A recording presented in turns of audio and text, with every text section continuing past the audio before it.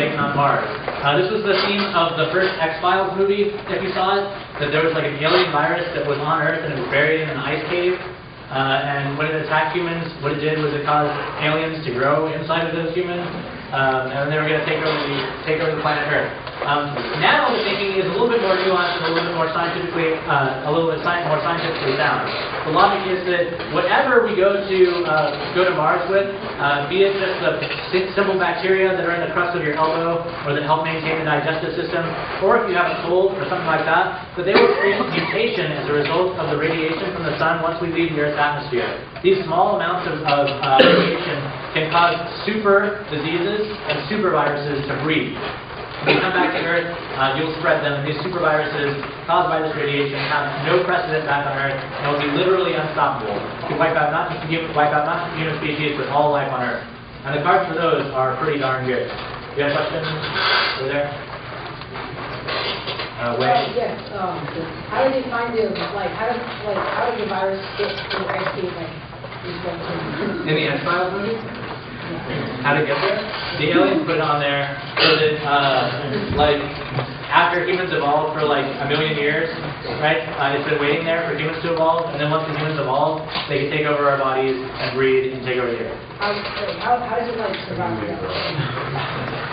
In ice caves, it was frozen. Right. Moving on. Another really good argument that we've been considering is wipeout, or human fad.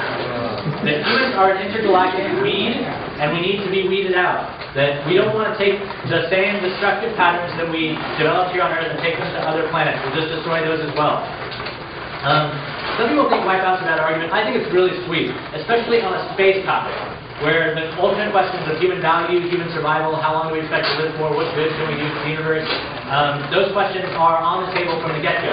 And so I think wipeout on this topic is something that's more prevalent and more important than on any other topic.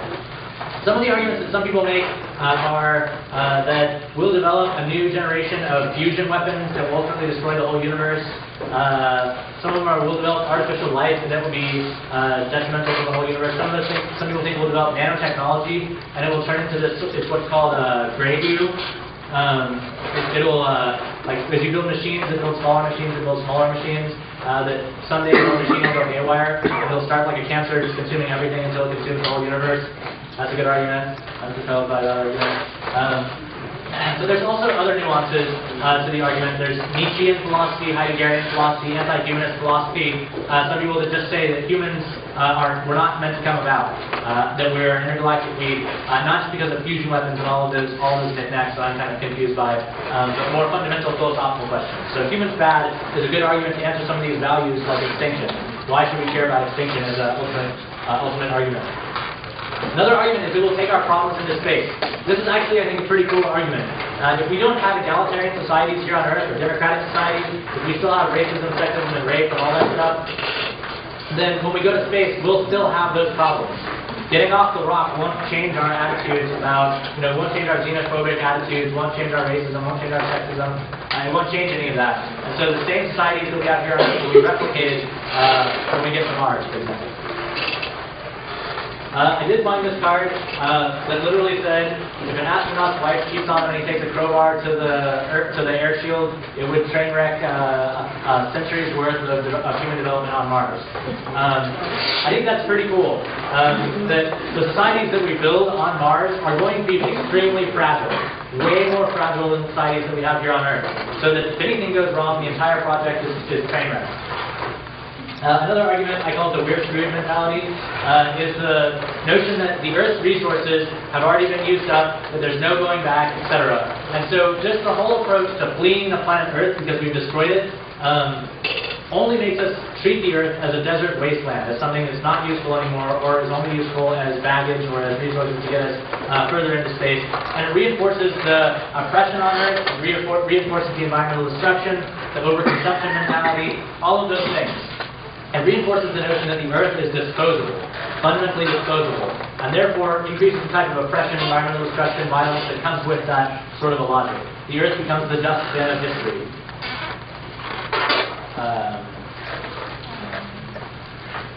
Another argument is just that the overview effect is empirically denied, as that question that was stated indicates that we already have a picture of the moon.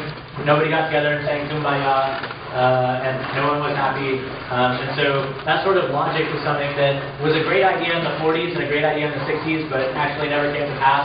And anyone that's still hopeful is just one of those hippies who he's probably going to end up going to Berkeley or something like that.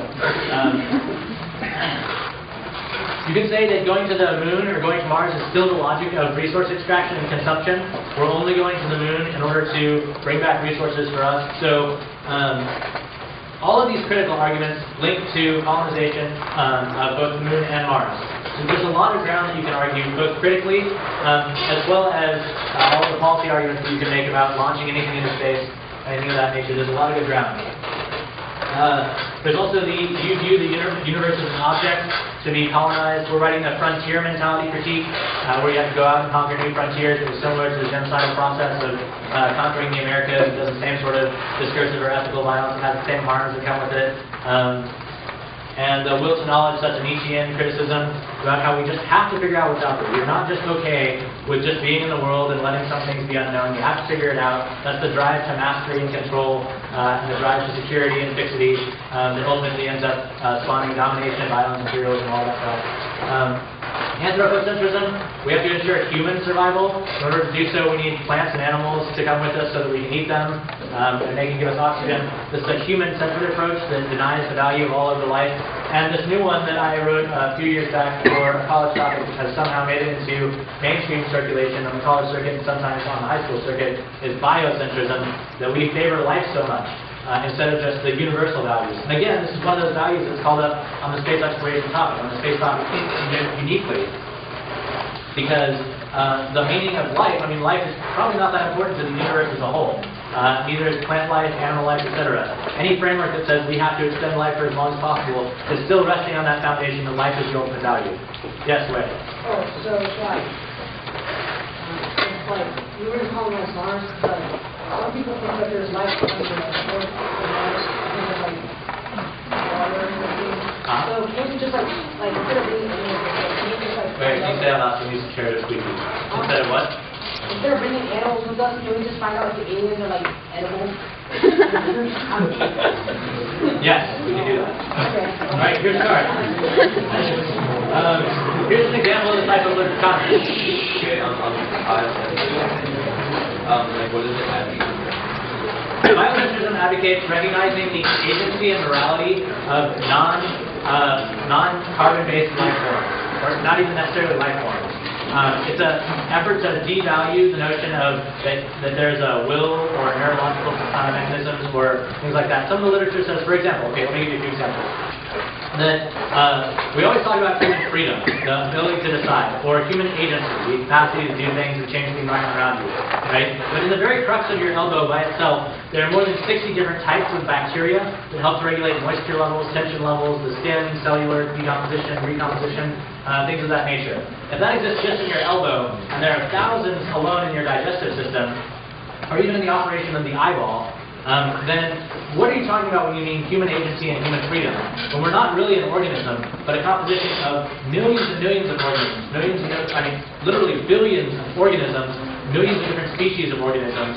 What do you mean that we're humans and we have to have freedom and agency? What do you mean by that?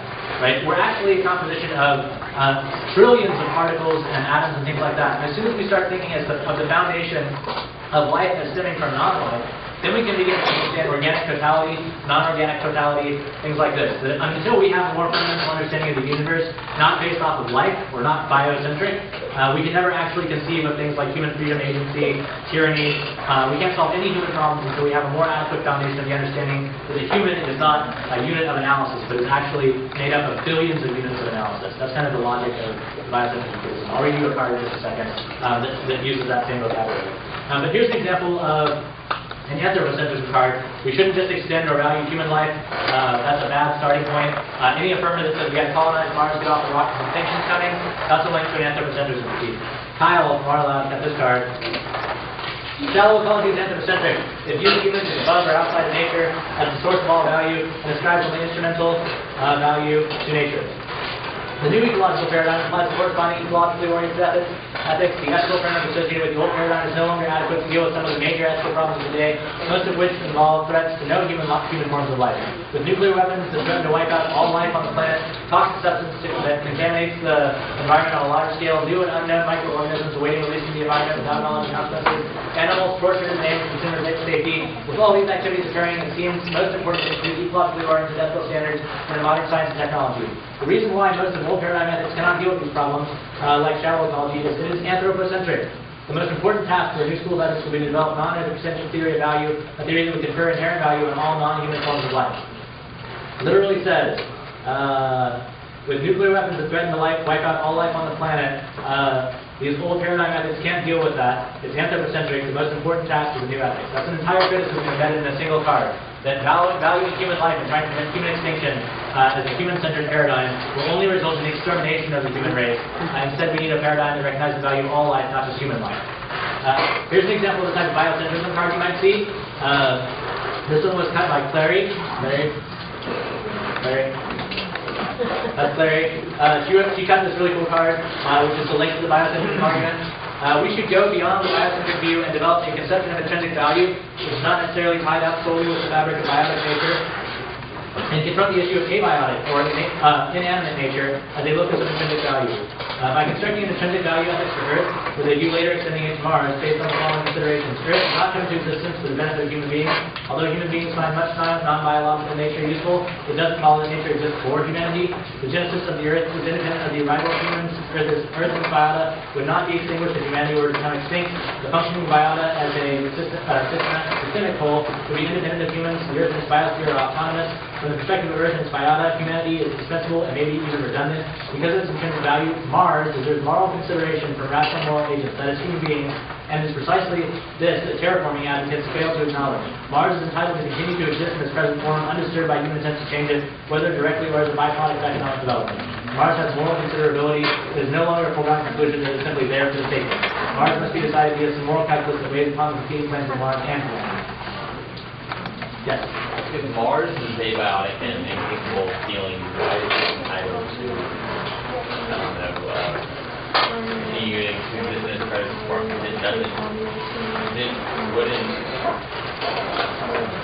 It doesn't have a conscious, so it would be affected by it, or consciously be affected by it.